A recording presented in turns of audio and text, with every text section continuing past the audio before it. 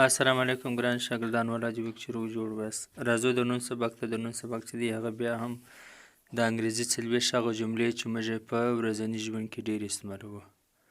موږ په څلورویشت ساعته کې دا خبرې ډېرې کوچنۍ جملې دي مګر ډېرې مهمې دي.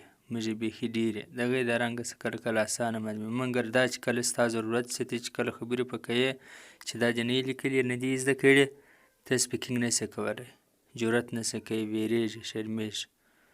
نو راسئ دا جملې زده کړو. زما سره یې ښه وایاست چې زه څنګه وایم هغه رقم یې راسره وایاست بیا معنا یې زده کوئ.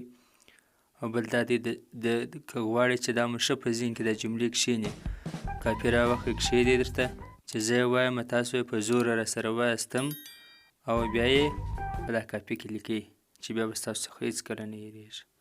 زه به تاسو ته ښه ډېرې جملې ووایم. انشاءالله څو ویډیو به زه تاته جوړې کړم تاسو ته جوړې کړم.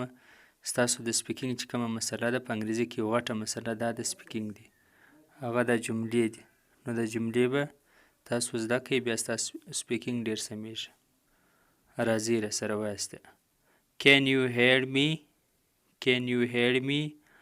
آیا ته زما غږ اورې؟ ته زما غږ اورېدلی سې؟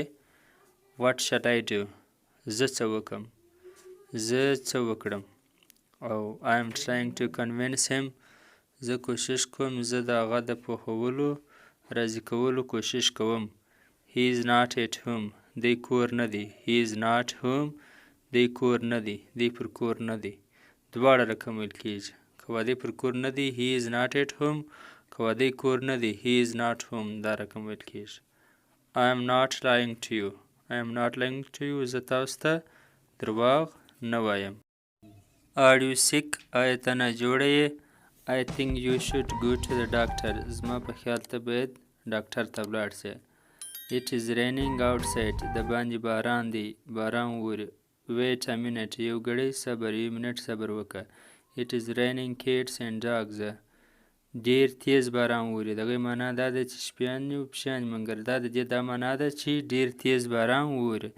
دا دی وایي چې په لندن په ځایو کې چې دا کله باران سره د بلډینګانو څخه د پشیانو او سپیانو راووځي نو در دا پر دې به یې وایي چې It is raining cats and dogs.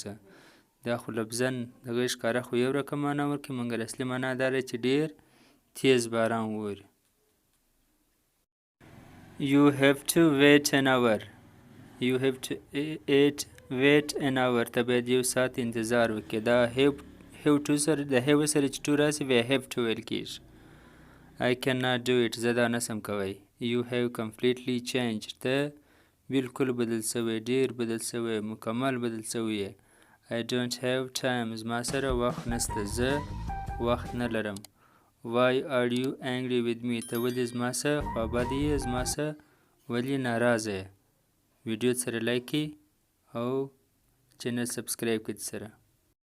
I was leaving. زه روانېدم. Shut your mouth.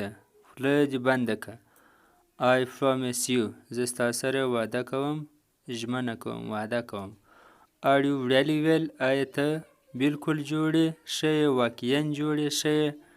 What happened to you? څه در وسول؟ په تا څه وسول؟ تا ته څه در پیښ سول؟ It was not my fault. زما قصور نه ولو.